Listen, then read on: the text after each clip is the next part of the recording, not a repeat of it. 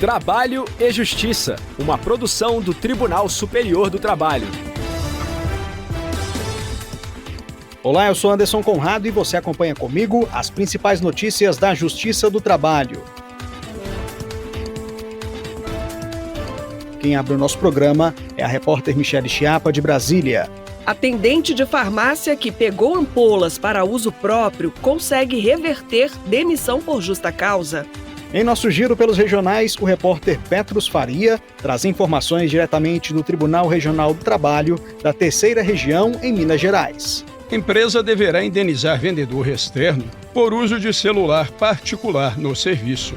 Março é o mês internacional da mulher. Na reportagem especial de hoje, vamos mostrar de que forma a legislação vem ampliando direitos em prol das trabalhadoras brasileiras. Se liga, o Trabalho e Justiça já está no ar.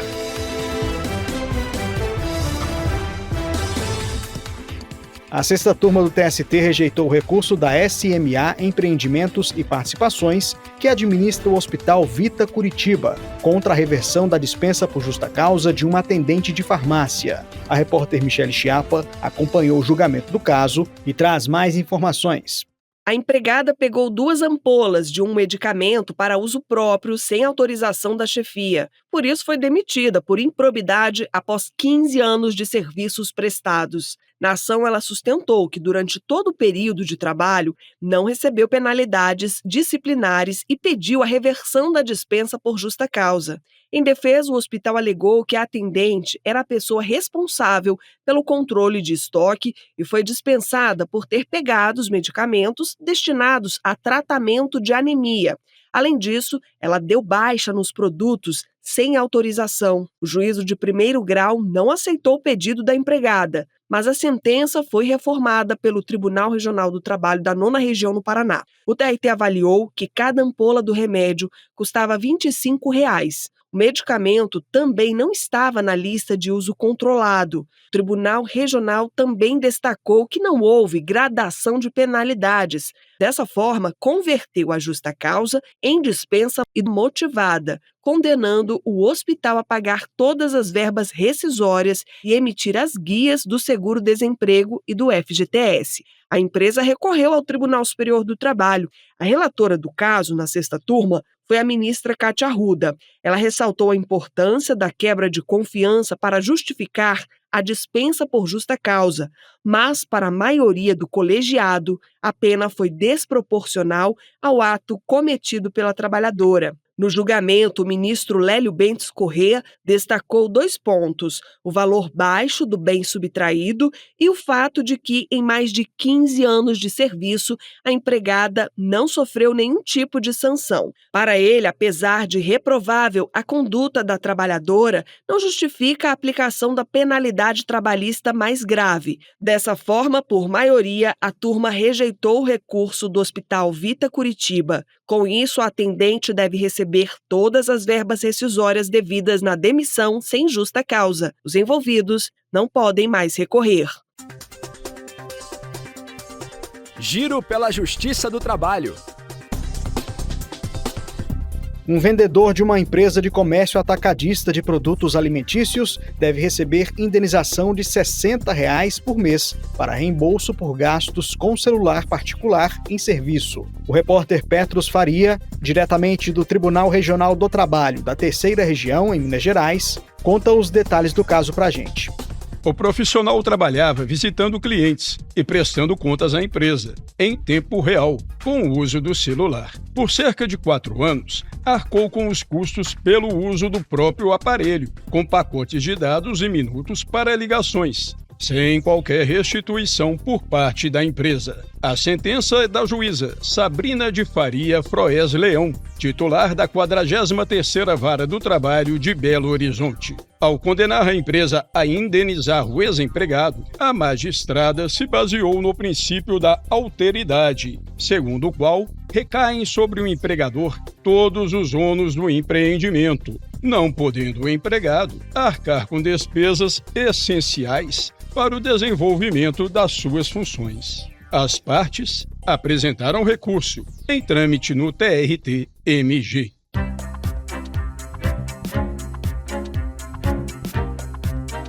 Reportagem especial. Março é o mês internacional da mulher. Além de homenagens em geral, diversas conquistas que garantem direitos e proteção no mercado de trabalho merecem celebração e reconhecimento. Hoje vamos mostrar de que forma a legislação vem ampliando direitos em prol das trabalhadoras brasileiras. A reportagem especial é de Samantha Flor. Acompanhe.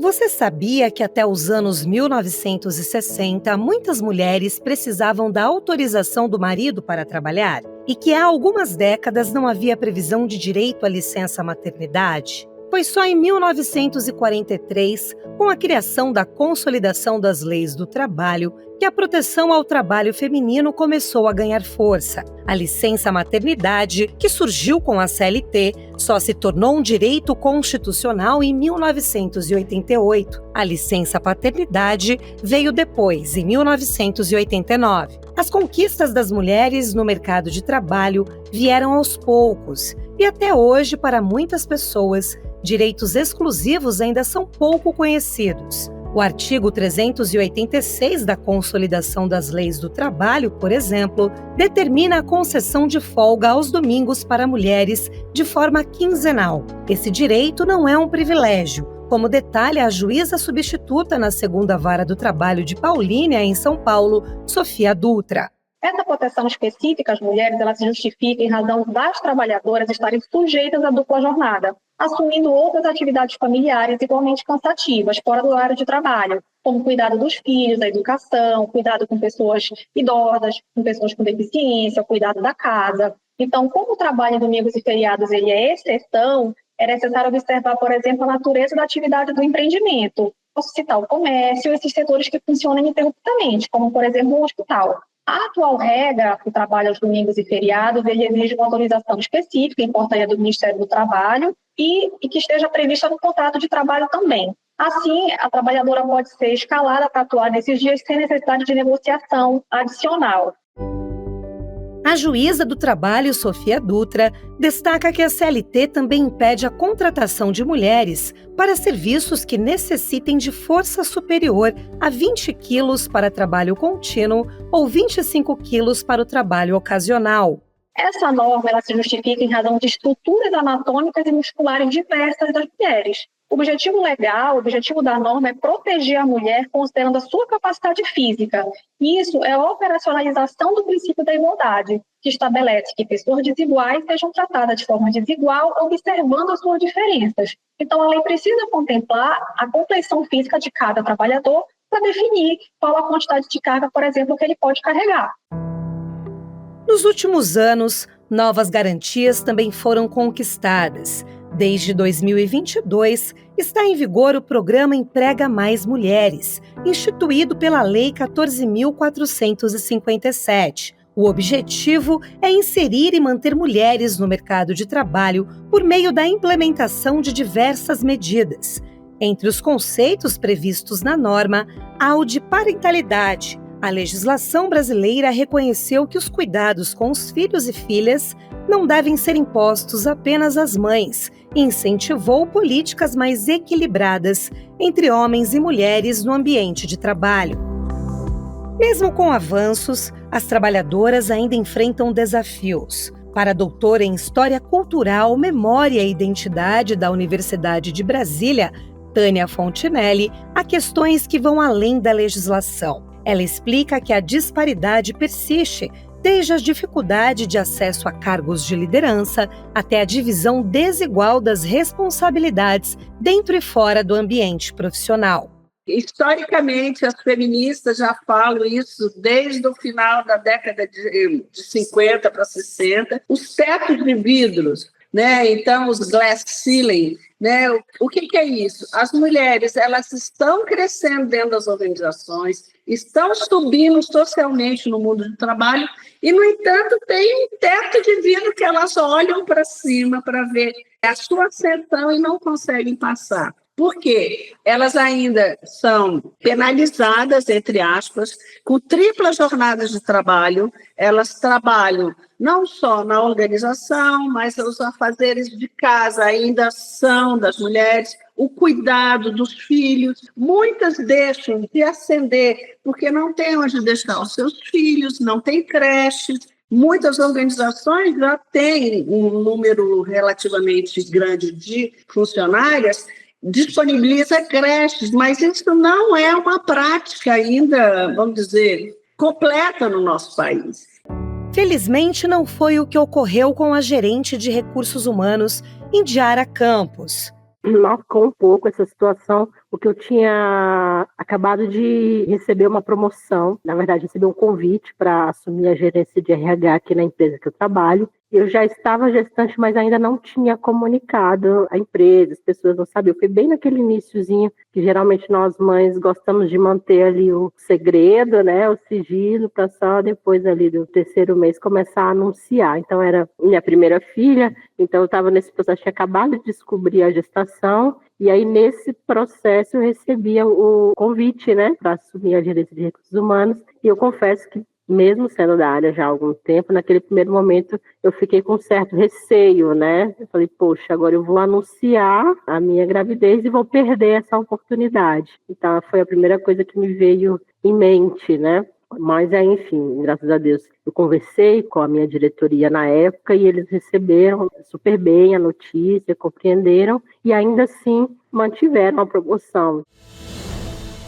A busca por equidade no mercado de trabalho deve ser contínua e cada conquista representa um passo importante. Que este mês sirva não apenas para lembrar das lutas, mas para celebrar a força, a resiliência e a capacidade de transformação de cada mulher.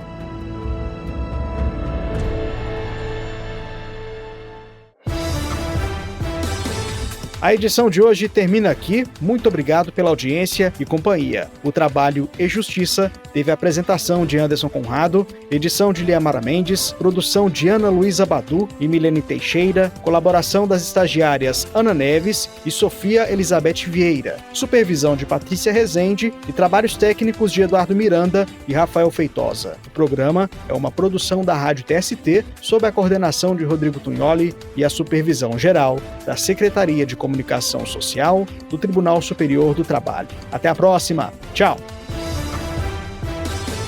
Trabalho e Justiça, uma produção do Tribunal Superior do Trabalho.